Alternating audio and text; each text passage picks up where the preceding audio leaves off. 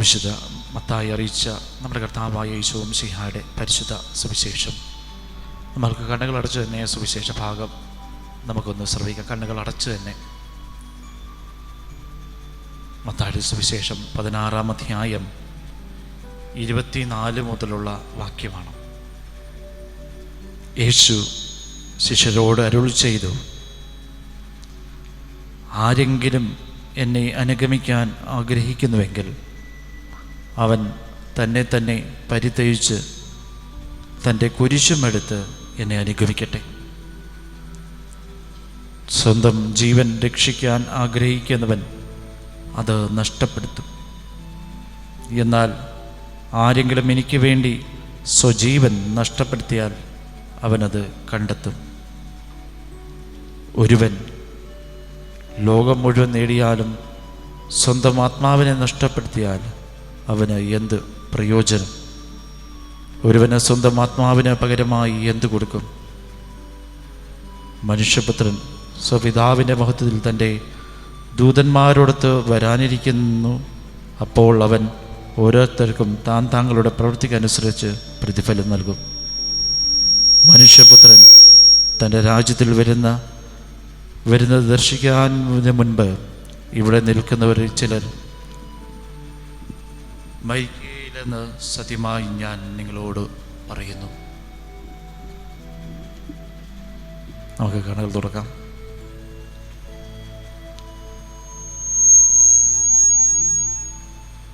നമുക്കിരിക്കാം.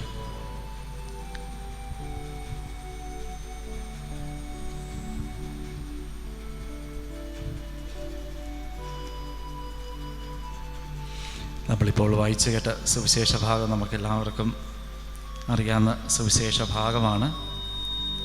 മത്തായിയുടെ സുവിശേഷം 16-ാം അധ്യായം 24 മുതലുള്ള വാക്യം.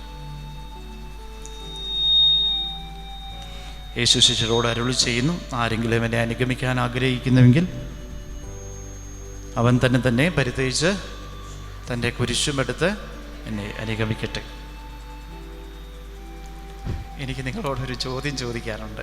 ആദ്യമേ, നിങ്ങൾ ആർക്കെങ്കിലും സഹനങ്ങളില്ലാത്തവരുണ്ടോ? ആർക്കെങ്കിലും? സിസ്റ്റർമാർക്കും പറയാം കേട്ടോ, 2-3 സിസ്റ്റർമാരൊക്കെ ഉണ്ട്. സഹനങ്ങളില്ലാത്തവർ അങ്ങോട്ട് നോക്കണ്ടേ, സിസ്റ്റർമാരുണ്ട്. സഹനങ്ങൾ ഇല്ലാത്തവരുണ്ടെങ്കിൽ ദയവ് ഇത് ഒന്ന് കൈ പൊക്കിയില്ലെങ്കിലും കുഴപ്പമില്ല, ഒന്ന് ചിരിച്ച് കാണിച്ചാൽ മതി. ഇനി ചിരിയെല്ലാം എടുക്കാനുള്ള പരിശ്രമം വേണ്ട. സഹനങ്ങൾ ഇല്ലാത്തവർ ഇല്ല എന്ന് തന്നെയാണ് വലിയ യാഥാർത്ഥ്യം. സഹനങ്ങൾ ഇല്ലാത്തവരില്ല. സഹനങ്ങൾക്ക് ഒരു മൂർത്തിഭാവം നമുക്ക് കാണാൻ പറ്റുന്ന പഴയ നിയമത്തിലൊരു വ്യക്തിയാണ്. ആ വ്യക്തിയുടെ പേരെന്താ? ജോബിൻ്റെ പുസ്തകം. ജോബിൻ്റെ പുസ്തകം നിങ്ങൾ വായിച്ചിട്ടുണ്ടോ? ജോബിൻ്റെ പുസ്തകത്തിൽ എത്ര അധ്യായങ്ങളുണ്ടെന്നറിയാം? ഈ ബൈബിളിലെ ചില കാര്യങ്ങൾ ഞാൻ ചോദിക്കും. കാരണം എന്താണെന്നറിയാമോ? ഈ ബൈബിളിലെ കാര്യം ഞാൻ ചോദിക്കാനുള്ള കാരണം എന്താണെന്നറിയാം? എന്താണ് ഈ ബൈബിൾ നമുക്ക്? ഈ ബൈബിള് ഇവിടെ ക്രിസ്ത്യാനികളല്ലേ എല്ലാവരും കൂടിയിരിക്കുന്നത്? മറ്റാരെങ്കിലും ഇല്ലല്ലോ. ഇത് എന്താണ്? ഈ വിശുദ്ധ ഗ്രന്ഥം നമ്മൾ പറയുന്ന ഈ ബൈബിൾ എന്താണ് നമുക്ക്? ബൈബിൾ ദൈവം തന്നാന്ന് പറയേണ്ട കാര്യമില്ലല്ലോ. ഇത് എന്താണ് നമുക്ക് സംബന്ധിച്ചോളം ദൈവം തന്ന? ഇത് എന്താ? ഈ പുസ്തകം എന്താ? ഈ പുസ്തകം ഞാൻ പറയുന്നത് വെറുതെ ഒന്നല്ല. ഇതെന്താ? ഈ ബൈബിൾ എന്ന് പറയുന്ന ഈ ഗ്രന്ഥം നമുക്ക് എന്താ? വചനമാണ് കൊണ്ടുള്ള ബൈബിളാണ്. ഇത് എന്താ? നമുക്കെന്താ?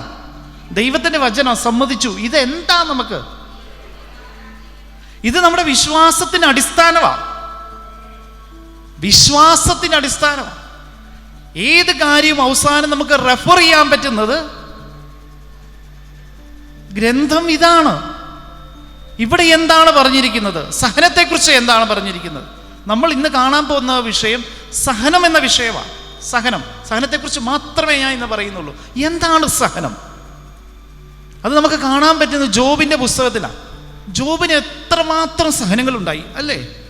ജോബിൻ്റെ ഏറ്റവും നമുക്ക് മനസ്സിലേക്ക് വരുന്ന ആ ഒരു വാക്യമുണ്ട്. ഏത് വാക്യമെന്നറിയോ? ദൈവം തന്നു, ദൈവം എടുത്തു.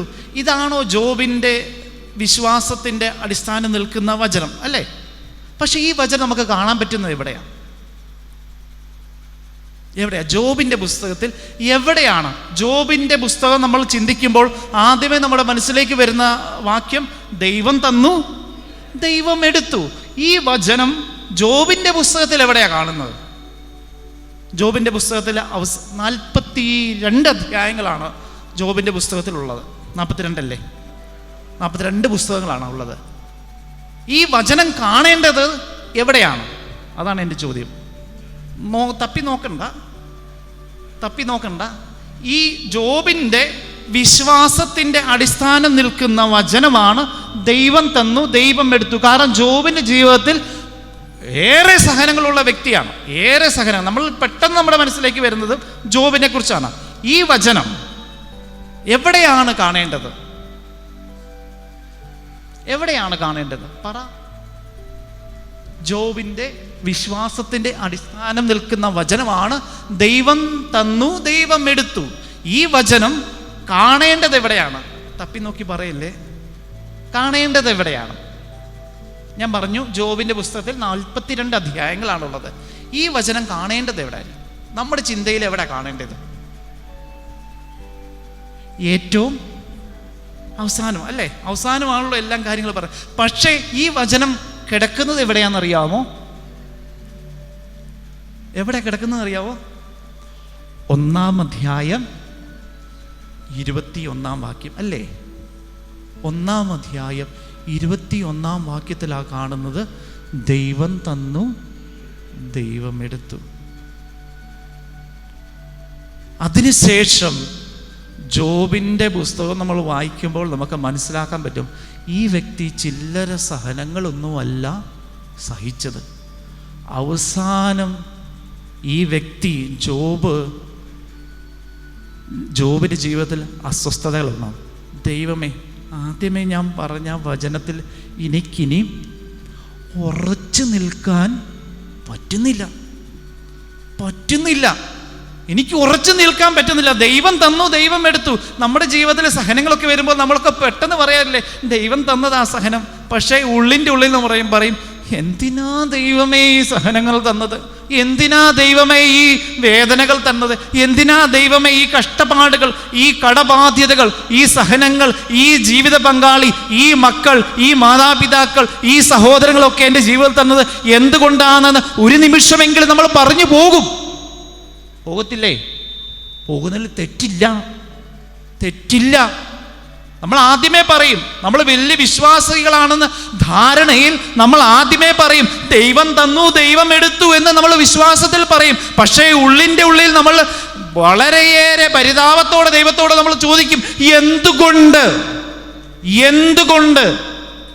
ചോദിക്കണം ദൈവത്തോട്. എന്തുകൊണ്ട് എൻ്റെ ജീവിതത്തിൽ ഈ കഷ്ടപ്പാടുകൾ തന്നു? എന്തുകൊണ്ട് ഒരു രോഗത്തിന് പുറകെ മറ്റൊരു രോഗം തരുന്നു? ഒരു കടബാധ്യതകളുടെ പുറകിൽ മറ്റ് കടബാധ്യതകൾ തരുന്നു? എന്തുകൊണ്ട് എന്ന് ചോദിക്കാൻ പറ്റണം. ആ ചോദ്യത്തിന് ദൈവം ഉത്തരം നൽകും. അതാണ് ജോബിൻ്റെ പുസ്തകം 38 മുതലുള്ള വാക്യങ്ങൾ, 38 മുതലുള്ള അധ്യായങ്ങൾ നമുക്ക് കാണാൻ സാധിക്കുക. ദൈവം ജോബിന് നൽകുന്ന ഉത്തരങ്ങളാണ്. എന്താ ദൈവം നൽകുന്ന ഉത്തരങ്ങൾ? ജോബിൻ്റെ പുസ്തകം നിങ്ങൾ വായിച്ചിട്ടുള്ളവരല്ലേ? പറ 38-ാം അധ്യായം മുതൽ ദൈവം നൽകുന്ന ഉത്തരങ്ങൾ എന്തെന്ന് പറ. 38 മുതൽ നിങ്ങളെ ഞാനീ പറയുന്നത് നിങ്ങളൊന്ന് ചിന്തിക്കാൻ വേണ്ടിയാ. 38 മുതലുള്ള അധ്യായങ്ങൾ ദൈവം ജോബിനോട് സംസാരിക്കുക. എങ്ങനെ സംസാരിക്കാൻ പോകുന്ന അറിയോ? ഒരു ചുഴലിക്കാറ്റ് രൂപത്തിൽ ദൈവം ജോബിനോട് സംസാരിക്കും. ചുഴലിക്കാറ്റിൻ്റെ രൂപത്തിൽ. എന്തുകൊണ്ട് ദൈവത്തിന് ചുഴലിക്കാറ്റിൻ്റെ രൂപത്തിൽ പറഞ്ഞ്? ദൈവത്തിന് ചുമ്മാ വന്ന് പറഞ്ഞാൽ പോരായിരുന്നു. എന്തിനാ ദൈവം ചുഴലിക്കാറ്റിൻ്റെ രൂപത്തിൽ വരുന്നത്? വിശുദ്ധ ഗ്രന്ഥത്തിൽ പലയിടങ്ങളിൽ ദൈവം പല രീതിയിൽ പ്രത്യക്ഷപ്പെടുന്നുണ്ട്. നമുക്ക് കാണാൻ സാധിക്കുന്ന യാക്കോബിന് ദൈവം പ്രത്യക്ഷപ്പെടുന്ന യാക്കോബിന് ദൈവം പ്രത്യക്ഷപ്പെട്ടായിരുന്നു. എങ്ങനെയാണ് പ്രത്യക്ഷപ്പെട്ടത്? ഉൽപ്പത്തിയുടെ ഗ്രന്ഥം 32-ാം അധ്യായം 22 മുതലുള്ള വാക്യത്തിൽ നമ്മൾ കാണാൻ സാധിക്കും. യാക്കോബ് എന്ന വ്യക്തിയെ, യാക്കോബിന് ദൈവം എങ്ങനെയാണ് പ്രത്യക്ഷപ്പെട്ടതെന്നറിയോ? യാക്കോബ് ആരാണെന്ന് നമ്മൾ മനസ്സിലാക്കണം. ആരാ യാക്കോബ്? ആരാണ് യാക്കോബ്? ഇനി അടുത്ത എന്നെങ്കിലും എനിക്ക് ധ്യാനത്തിൽ ഇങ്ങനെ ഒരു ടോക്കിന് വരേണ്ടി വന്നാൽ ഞാനൊരു ചൂരവടിയായിട്ടേ വരത്തുള്ളൂ. നമ്മുടെ വിശ്വാസത്തിൻ്റെ അടിസ്ഥാനമായി നിൽക്കുന്ന ഈ ഗ്രന്ഥം വായിക്കണ്ടേ? ആരാ യാക്കോബ്? ഇസ്ഹാക്കിന് എത്ര മക്കളുണ്ടായിരുന്നു? 5 കൂടുതൽ പറയല്ലേ, എനിക്ക് ഹാർട്ട് അറ്റാക്ക് ഉണ്ടാകും. ഇസ്ഹാക്കിന് എത്ര മക്കളുണ്ടായിരുന്നു? ഇസ്മായിലോ, ഏസാവും യാക്കോബ്. യാക്കോബ് ചെയ്ത ഏറ്റവും വലിയ തെറ്റെന്താ? സൂപ്പ് ഉണ്ടാക്കി കൊടുത്തു? അല്ല, സൂപ്പ് ഉണ്ടാക്കി കൊടുത്തത് വേറൊരു കാര്യത്തിന് വേണ്ടിയാ അല്ലേ? അനുഗ്രഹം തട്ടിയെടുക്കാൻ. അതായത് സ്വന്തം സഹോദരൻ്റെ അനുഗ്രഹം തട്ടിയെടുക്കാൻ. അത് തട്ടിയെടുത്ത ഈ പ്രവൃത്തിയെ നമ്മൾക്ക് വിളിക്കാൻ പറ്റുന്ന പേരെന്താ? ചതിച്ചതാ. ചതിയിലൂടെ അനുഗ്രഹം തട്ടിയെടുത്തതാ. ഒരു മനുഷ്യനെ ചതിച്ചതാ. 32-ാം അധ്യായം 22 മുതലുള്ള വാക്യത്തിൽ നമ്മൾ കാണാൻ പറ്റുന്നത്, യാക്കോബ് ആരുമായിട്ട് മൽപ്പിടുത്തം നടത്തുമെന്ന് പറയാ? വചനം പറയാ ദൈവത്തിൻ്റെ ദൂതൻ എന്ന് അവസാനം പറയും. ആദ്യമേ പറയുന്നത് എന്താണെന്നറിയോ? ഒരു മനുഷ്യനുമായി. യാക്കോബ് മാനസാന്തരപ്പെട്ട് സ്വന്തം നാട്ടിലേക്ക് തിരിച്ചു വരിക. അപ്പോൾ യാക്കോബിനുണ്ടായ വിഷമം എന്ന് പറഞ്ഞാൽ ആരെ അഭിമുഖീകരിക്കണം എന്ന വിഷമമാ. ആരെ അഭിമുഖീകരിക്കണം? സ്വന്തം സഹോദരനെ. അതുകൊണ്ട് യാക്കോബിനെ ഉള്ള മൽപ്പിടുത്തം ആരോടാണ്? മനുഷ്യനോടാണ് യാക്കോബ് മൽപ്പിടുത്തം നടത്തുക. അപ്പോൾ ദൈവം മനുഷ്യന്റെ രൂപത്തിൽ അവന്റെ മുമ്പിൽ പ്രത്യക്ഷപ്പെടുക.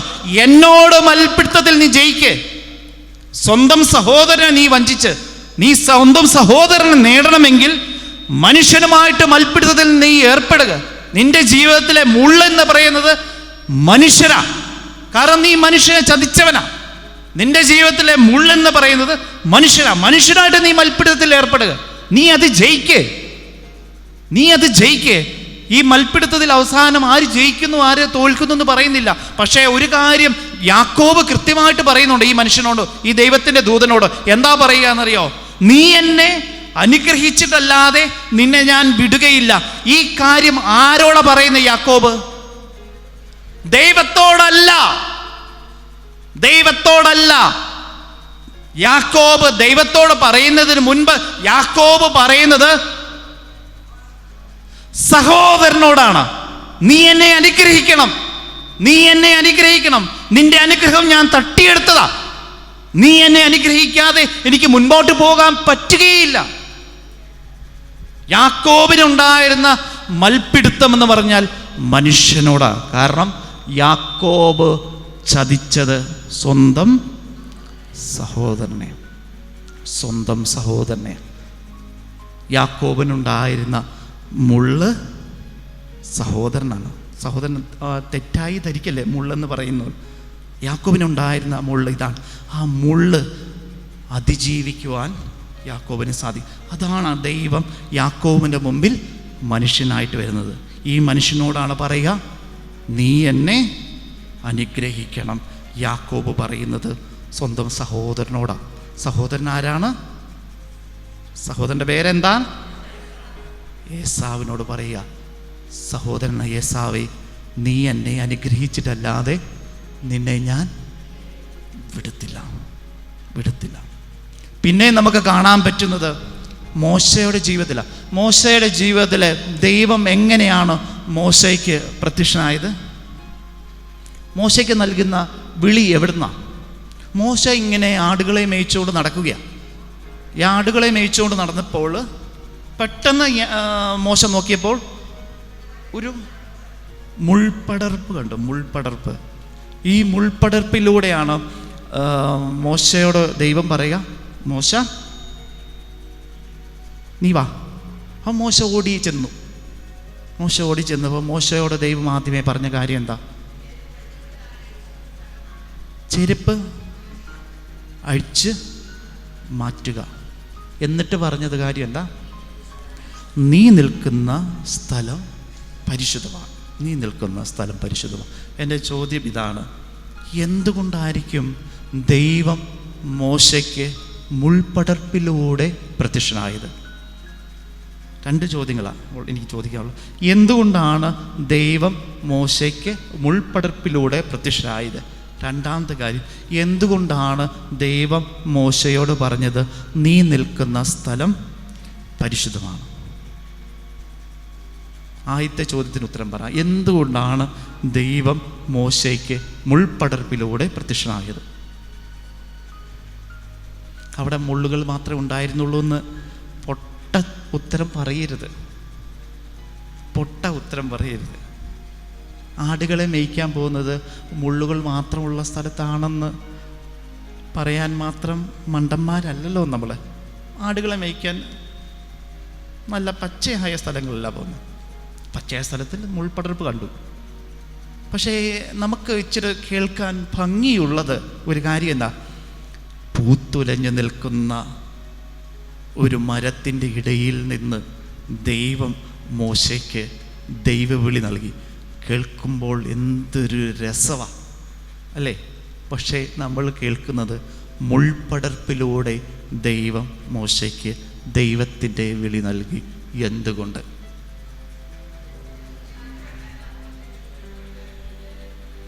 എന്തോ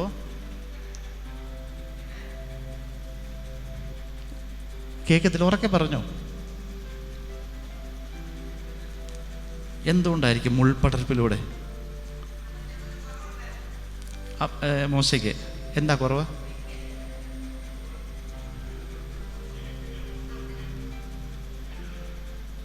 വിക്കുള്ളതുകൊണ്ടാണോ മുൾപടർപ്പിലൂടെ വന്നത്? അന്ന് വലിയ പച്ചിലയുടെ വലിയ ആയുർവേദത്തിലെ പച്ചിലയിൽ വലിയ പ്രത്യക്ഷപ്പെട്ട മോശയോട് പറയുക, ഈ പച്ചില തിന്നാൽ മതി, നിന്റെ വിക്ക് മാറും എന്ന് പറഞ്ഞാൽ മതിയായിരുന്നു അല്ലേ? നമ്മളിപ്പം പറഞ്ഞതിന് മറുപടിയാണ്. കളിയാക്കിയതല്ല കേട്ടോ, അങ്ങനെ ചിന്തിക്കരുത്. എന്തായിരിക്കും? ദൗത്യമാണോ മുള്ളുകൾ? മോശയുടെ ജീവിതം നിങ്ങളൊന്ന് കണ്ടാൽ മതി. മോശയുടെ അതിന് മുൻപുള്ള ജീവിതം കണ്ടാൽ മതി. അതിന് ശേഷമുള്ള ജീവിതമല്ല, അതിന് മുൻപുള്ള ജീവിതം മോശയുടെ എങ്ങനെയായിരുന്നു?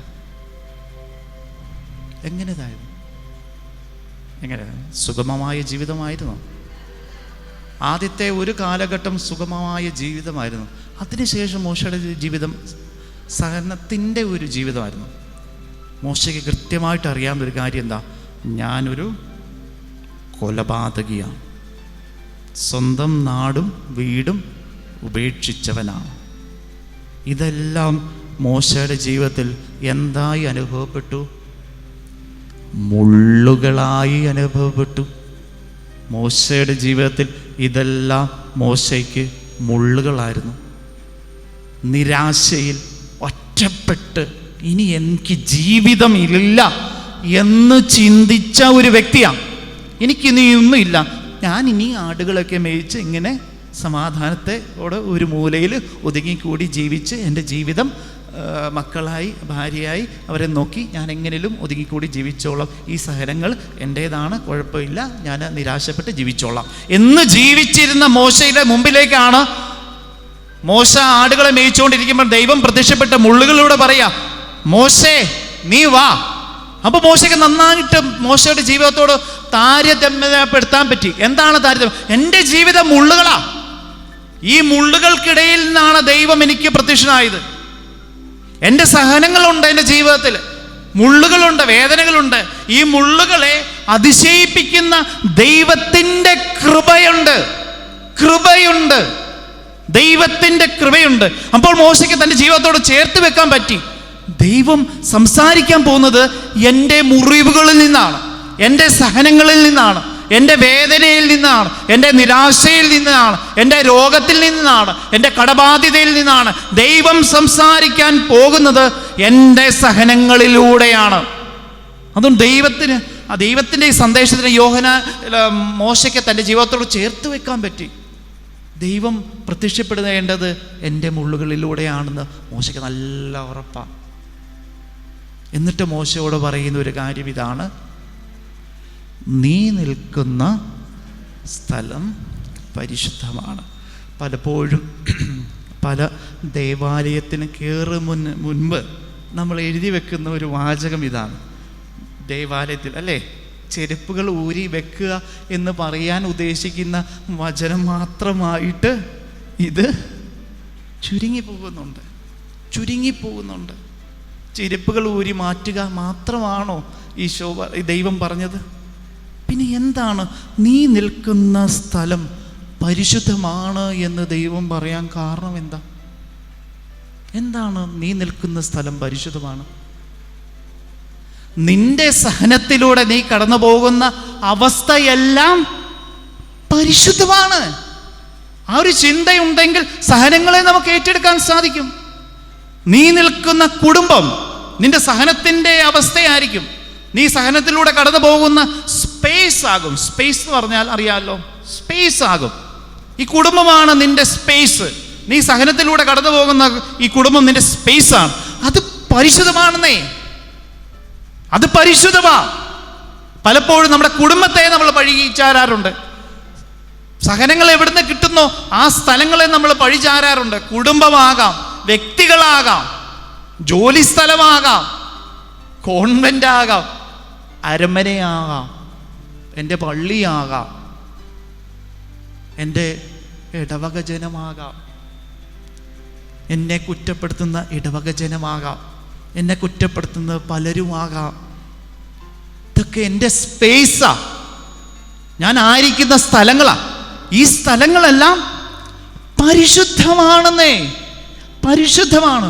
അതാ ദൈവം തമ്പുരാൻ പറയുന്നത്, മോശേ നീ എവിടെ ആയിരിക്കുന്നോ, നീ ഇപ്പോൾ ഈജിപ്തിൽ നിന്ന് ഒളിച്ചോടി ഈ സ്ഥലത്ത് നീ നിൽക്കുന്നു. ഈ സ്ഥലവും ഈജിപ്റ്റും നീ എവിടെയായിരിക്കുന്നോ അവിടെയെല്ലാം പരിശുദ്ധമാണ്, പരിശുദ്ധിയുടെ സ്ഥലമാണ്. നിനക്ക് കിട്ടുന്ന സഹനങ്ങളുടെ ഏതവസ്ഥയിലൂടെ ആ സ്ഥലങ്ങളെല്ലാം പരിശുദ്ധമാണ്, പരിശുദ്ധമാണ്. നമ്മൾ പിന്നെ ജോബിൻ്റെ പുസ്തകത്തിൽ നമ്മൾ കാണും 38-ാം അധ്യായം. ജോബിനെ ദൈവം ചുഴലിക്കാറ്റിലൂടെ സംസാരിച്ചു. അവിടെ നിന്നാണ് നമ്മളിപ്പോൾ പുറകോട്ട് പോയത്. ഇപ്പോൾ നിങ്ങൾക്ക് മനസ്സിലായോ ഈ ചുഴലിക്കാറ്റിൻ്റെ അർത്ഥം എന്താണ്? ഈ ചുഴലിക്കാറ്റിൻ്റെ അർത്ഥം, ചുഴലിക്കാറ്റുണ്ടാകുമ്പോൾ എന്താണ് സംഭവിക്കുക? ചുഴലിക്കാറ്റുണ്ടാകുമ്പോൾ എന്താ സംഭവിക്കുക? കഷ്ടപ്പാടുകളാണ്. ഒരു വക പോലും അവിടെ കാണത്തില്ല. ഒരു വക. കാറ്റടിക്കുമ്പോൾ പലതും പോയി നിൽക്കും. പക്ഷെ ചുഴലിക്കാറ്റുണ്ടാകുമ്പോൾ നാമാവിശേഷമാകും. അപ്പോൾ എന്തുകൊണ്ടാണ് ചുഴലിക്കാറ്റിലൂടെ ദൈവം ജോബിന് സംസാരിച്ചത്? ഇപ്പം നിങ്ങൾക്ക് ഈ വാക്കിൻ്റെ അർത്ഥം മനസ്സിലാക്കാൻ സാധിക്കും.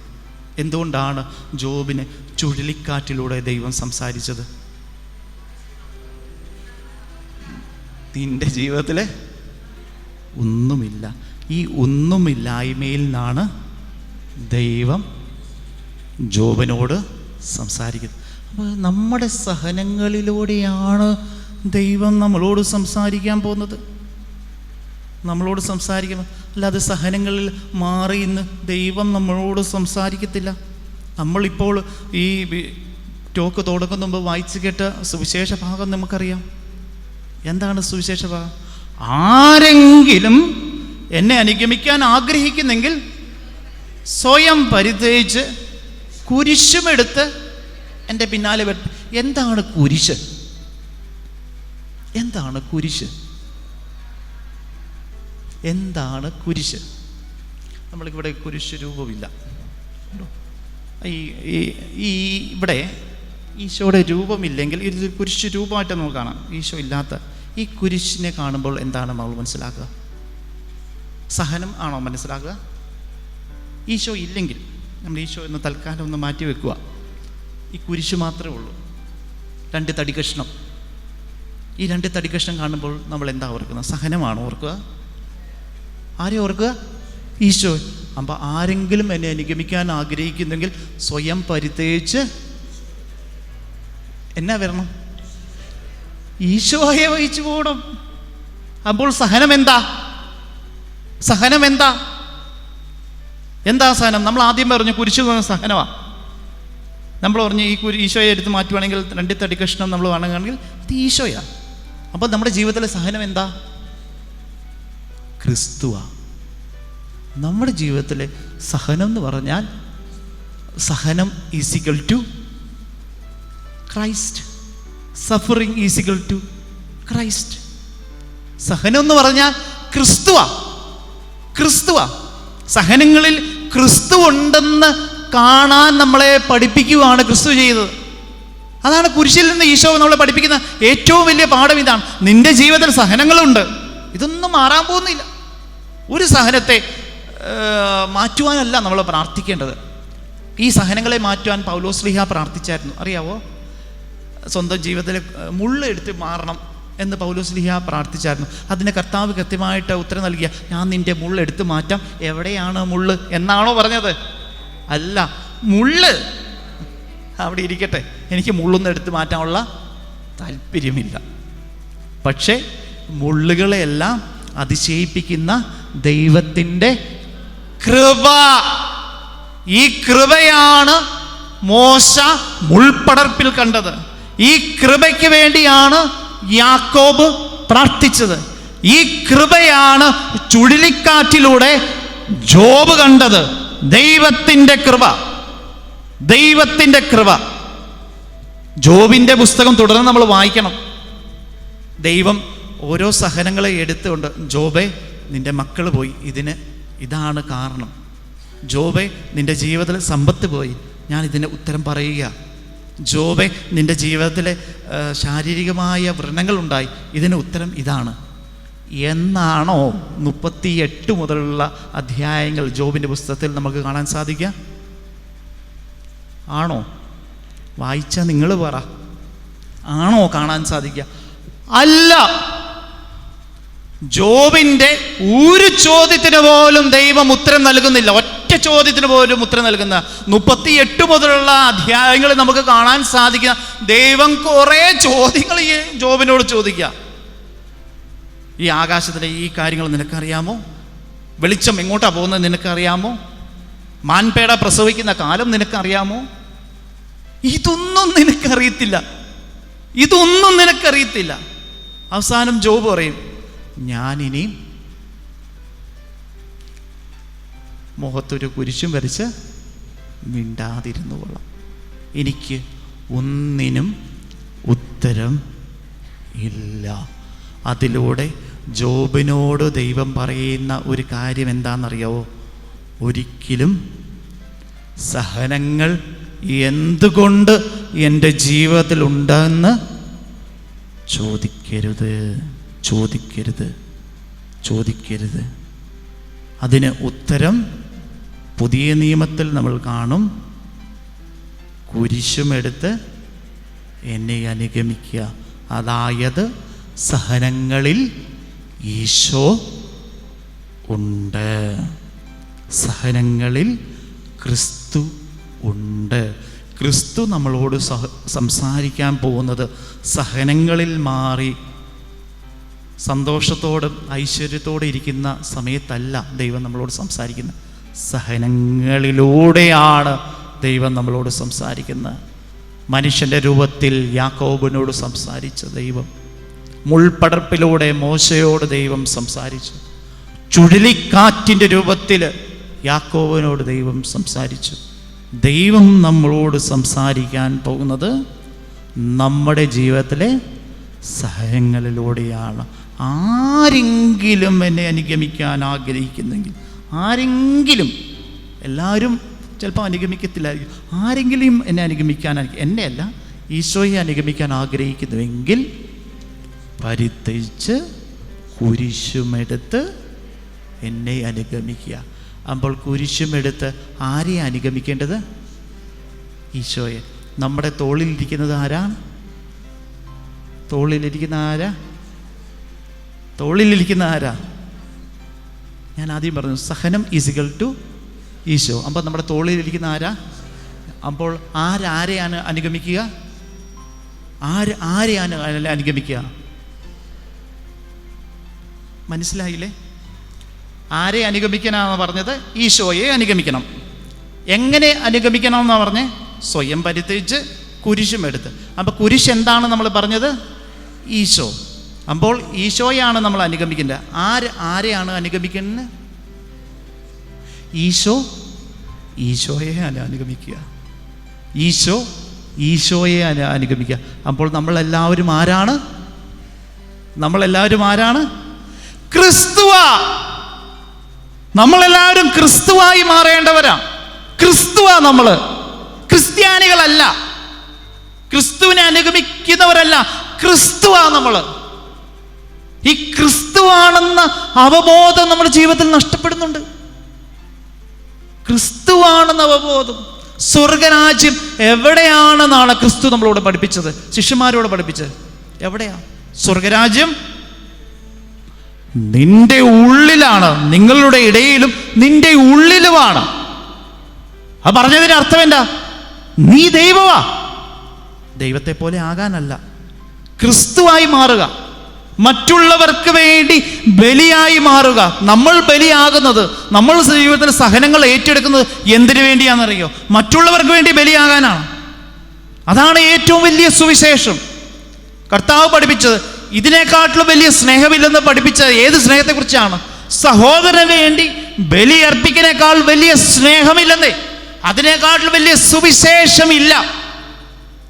സഹോദരന് വേണ്ടി ബലിയായി മാറുക. അതാണ് ഓരോ ദിവസവും നമ്മൾ വിശുദ്ധ കുർബാന അർപ്പിക്കുമ്പോൾ നമ്മൾ കാണുന്നത് എന്നാ? ക്രിസ്തു നമുക്ക് വേണ്ടി ബലിയായി, സ്വന്തം ശരീരം നമുക്ക് വേണ്ടി ബലിയർപ്പിച്ചു, പിതാവിന്റെ പക്കലേക്ക് ബലിയർപ്പിച്ചു. ഇത് നമ്മളെ പഠിപ്പിക്കുന്നത് എന്തിനു വേണ്ടിയാ? ഓരോ വിശുദ്ധ കുർബാനയും നമ്മളെ പഠിപ്പിക്കുന്നത് എന്തിനു വേണ്ടിയാ? നമ്മൾ ബലിയാകാനാണ്. നമ്മൾ ബലിയാകുമ്പോൾ നമ്മൾ എന്തായി മാറുകയാണ്? ക്രിസ്തുവായി മാറുകയാണ്, ഈശോയായി മാറുകയാണ്. ഈ ഈശോയായി മാറാനാണ് നമ്മളോട് പഠിപ്പിക്കുക. സഹനങ്ങളൊക്കെ നമ്മുടെ ജീവിതത്തിൽ ഉണ്ടായിരിക്കും. സഹനങ്ങളൊക്കെ ഉണ്ട്, അതിലെല്ലാം ക്രിസ്തു ഉണ്ടെന്നേ. നമ്മളെപ്പോഴും ഐശ്വര്യത്തെയാണ് ദൈവത്തിൻ്റെ അനുഗ്രഹമായിട്ട് എടുക്കുന്നത്. അതുമാത്രമല്ല ദൈവത്തിൻ്റെ അനുഗ്രഹം, സഹനങ്ങളിൽ ക്രിസ്തു ഉണ്ടെന്നുള്ള തെളിച്ചം കാഴ്ച നമ്മുടെ ജീവിതത്തിൽ ഉണ്ടാകണം. അതാണ് പ്രധാനപ്പെട്ടത് കാര്യം.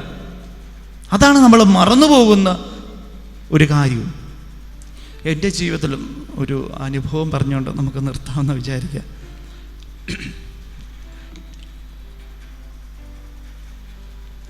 എൻ്റെ ജീവിതത്തിലും ഈ സഹനങ്ങൾക്ക് ഒത്തിരിയേറെ പ്രാധാന്യമുണ്ട്.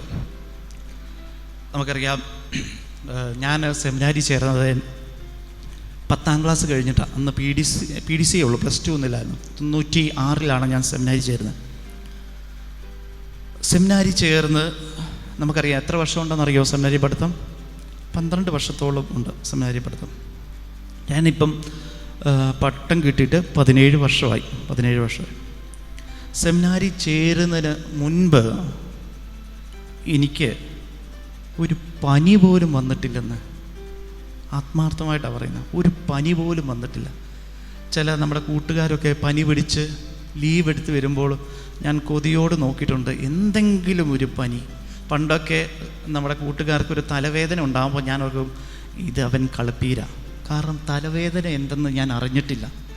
പലപ്പോഴും പനി വരാൻ ഞാൻ ആഗ്രഹിച്ചിട്ടുണ്ട്. ഇത് അല്പം പോലും കള്ളത്തരമില്ല. നിങ്ങൾക്ക് എന്തെങ്കിലും സംശയം ഉണ്ടെങ്കിൽ എൻ്റെ മമ്മിയോട് ചോദിക്കാം. കാരണം പനി വരാനുള്ള ആഗ്രഹം കൊണ്ട് പണ്ടൊക്കെ ഞങ്ങളുടെ കൂട്ടുകാർ പറയുന്നു, സവോള കണ്ടിച്ച് കഷത്ത് വെച്ചാൽ മതിയായിരിക്കും, പിറ്റേ ദിവസം ഇച്ചിരി ചൂടൊക്കെ കാണും. അത്രമാത്രം കുരുത്തക്കേട് പോലും ഞാൻ കാണിച്ചിട്ടുണ്ട്. ഒരു പനി വരാനുള്ള തീവ്രമായ ആഗ്രഹം, കൊണ്ടല്ല, സ്കൂളിൽ പോകാതിരിക്കാനുള്ള ആഗ്രഹം കൊണ്ട്. പക്ഷേ അതുപോലും എൻ്റെ ജീവിതത്തിൽ ഉണ്ടായിട്ടില്ല എന്നാണ്. പക്ഷേ എന്ന് ഞാൻ സെമിനാരി കാലുകുത്തിയോ അന്ന് തൊട്ട് എനിക്ക് വരാത്ത രോഗങ്ങളില്ല. സെമിനാരി ചേർന്ന് ആദ്യത്തെ വർഷം എൻ്റെ തോളിൽ തെന്നിമാറുന്നൊരു സ്വഭാവം ഉണ്ടായിരുന്നു. അത് കഴിഞ്ഞ 4 വർഷം മുമ്പാണ് ഞാൻ ഓപ്പറേഷൻ ചെയ്ത് ശരിയാക്കിയത്. അത് മൈനസ് സെമിനാരിയിലെ കാര്യങ്ങൾ, അത്രയും മൈനസ് സെമിനാരി. മേജർ സെമിനാരി ആലുവയിലാണ് പഠിച്ച്. ചെന്ന വർഷം തന്നെ, ആദ്യത്തെ വർഷം തന്നെ ഫുട്ബോൾ കളിച്ച് എൻ്റെ ഇടത്തെ കണ്ണിൻ്റെ കാഴ്ച നഷ്ടപ്പെട്ടു. ഇപ്പം കണ്ണില്ലാത്തവനാണെന്ന് ചിന്തിക്കേണ്ട. അതിന് കഴിഞ്ഞ് കുറേ ചികിത്സയൊക്കെ നടത്തി കൂത്താട്ടുകുളത്ത് ഒരു നമ്പൂതിരി ഡോക്ടറിൻ്റെ ഇടയ്ക്ക് പോയി ആയുർവേദ ചികിത്സ ഏകദേശം 1 വർഷത്തോളം നടത്തി. അതിനുശേഷമാണ് കണ്ണിൻ്റെ കാഴ്ച എപ്പോഴെങ്കിലും കിട്ടിയത്. അങ്ങനെ 1-ാം വർഷം. 2-ാം വർഷം എത്തിയപ്പോൾ അക്യൂട്ട് ട്യൂബർക്കുലോസിസ്, അതായത് TB അക്യൂട്ടായിട്ട് വന്നു. രക്തമൊക്കെ ഛർദ്ദിക്കുന്ന കാലം വന്നു. അങ്ങനെ ഫിലോസഫി കാലം തീർന്നേ. ഇത്രേ ഉള്ളൂ ഫിലോസഫി കാലത്ത്. തിയോളജി വന്നപ്പോൾ അക്യൂട്ട് ന്യൂമോണിയ. അങ്ങനെ തിയോളജിയിൽ നിന്ന് പട്ടം കിട്ടിയിട്ട് ആദ്യത്തെ വർഷം പാൻക്രിയാസിന് വലിയ രോഗമായിട്ട് ലേക്ക് ഷോറിൽ കിടന്നു. അന്തികൂദാശ പോലും കിട്ടി. പട്ടം കിട്ടിയത് ആദ്യത്തെ വർഷം കഴിഞ്ഞ് ഓരോ വർഷവും എന്തെങ്കിലുമൊക്കെ സഹനങ്ങൾ, ശാരീരികമായ സഹനമായിക്കോട്ടെ, ഈ ശാരീരിക സഹനമേ പറയുന്നുള്ളൂ, ബാക്കിയൊക്കെ സഹനം എൻ്റെ കൂടെ ഇരിക്കട്ടെ. ശാരീരികമായ സഹനം. ഈ കഴിഞ്ഞ വർഷം എൻ്റെ ചേട്ടൻ്റെ മോള് ഈ ജാനുവരി തുടങ്ങിയപ്പോൾ എന്നോട് ചോദിച്ച ഒരു ചോദ്യം കൂടിയുണ്ട്. എന്നെ ജോപ്പാപ്പ എന്ന് വിളിക്കുന്നത്. ജോപ്പാപ്പ, ഈ വർഷം എന്തെങ്കിലും ഉണ്ടോ? എല്ലാ വർഷവും ഉണ്ട്, ഈ വർഷം എന്തെങ്കിലും ഉണ്ടോ? ഉണ്ടെങ്കിൽ നേരത്തെ ഒന്ന് പറയണം. കാരണം ഇവരാണ് ആശുപത്രി എൻ്റെ കൂട്ട് നിൽക്കുന്നത്. എല്ലാ വർഷവും എനിക്ക് എന്തെങ്കിലും ശാരീരികമായ സഹനം ഉണ്ടാകുന്നുണ്ട്. എന്തുകൊണ്ടാണ് സെമിനാരി ചേർന്നതിന് ശേഷം എനിക്ക് ഈ സഹനങ്ങൾ ഉണ്ടാകാനുള്ള കാരണം നിങ്ങൾ പറ. ദൈവത്തിൻ്റെ വിളി കിട്ടി മുമ്പോട്ട് പോയോണ്ടാണെന്ന് മറുപടി പറയരുത്. സഹനങ്ങൾക്ക് ഉത്തരമില്ല. സഹനങ്ങൾക്ക് ഒറ്റ ഉത്തരമേ ഉള്ളൂ. സഹനം ക്രിസ്തുവാണ്. ഈ ഉത്തരം മാത്രമേ ഉള്ളൂ. അതുകൊണ്ട് നമ്മുടെ ജീവിതത്തിലെ സഹനങ്ങളുടെ പുറകെ ഉത്തരം തേടി ദയവ് ചെയ്ത് പോകരുത്. കാരണം സഹനങ്ങളിലെ ഉത്തരം അതിൽ തന്നെയുണ്ട്. സഹനങ്ങളുടെ ഉത്തരമാണ് ക്രിസ്തു. ആരെങ്കിലും എന്നെ അനുഗമിക്കാൻ ആഗ്രഹിക്കുന്നെങ്കിൽ സ്വയം പരിത്യജിച്ച് കുരിശുമെടുത്ത് എൻ്റെ പിന്നാലെ വരട്ടെ. ക്രിസ്തുവിനെ അനുഗമിക്കുന്ന നമ്മളെല്ലാവരും ക്രിസ്തുവാണ്. സഹനങ്ങളിലൂടെയാണ് ദൈവം നമ്മളോട് സംസാരിക്കാൻ പോകുന്നത്. യാക്കോബന് സംസാരിച്ചത് ഒരു മനുഷ്യൻ്റെ രൂപത്തിൽ, മോശയോട് സംസാരിച്ചത് മുൾപ്പടപ്പിൻ്റെ രൂപത്തിലും, യാക്കോബനോട് സംസാരിച്ചത് ചുഴലിക്കാറ്റിൻ്റെ രൂപത്തിലുമാണ്. സഹനങ്ങളിലൂടെയാണ് ക്രിസ്തു നമ്മളോട് സംസാരിക്കാൻ പോകുന്നത്. അതുകൊണ്ട് സഹനങ്ങളെ മാറ്റി നിർത്താതെ സഹനങ്ങളെ ജീവിതത്തോടെ ചേർത്ത് വെക്കണം. എന്തുകൊണ്ട് ചേർത്ത് വെക്കണം? സഹനങ്ങൾ ഈശോയല്ലേ നമ്മുടെ ജീവിതത്തിൽ കൂടുതൽ ചേർത്ത് വെക്കേണ്ടത്. അതുകൊണ്ട് സഹനങ്ങളെ മാറ്റി നിർത്താനല്ല, രോഗമായിക്കോട്ടെ, നമ്മുടെ ജീവിതത്തിലെ കുടുംബജീവിതത്തിലെ പ്രശ്നങ്ങളായിക്കോട്ടെ, എന്ത് തന്നെയായാലും മാറ്റി നിർത്താതെ ചേർത്ത് വെച്ച് അതൊന്നും ആസ്വദിക്കാൻ സാധിക്കട്ടെ. നമുക്കെല്ലാവർക്കും ഒന്ന് എഴുന്നേറ്റ് നിൽക്കാം.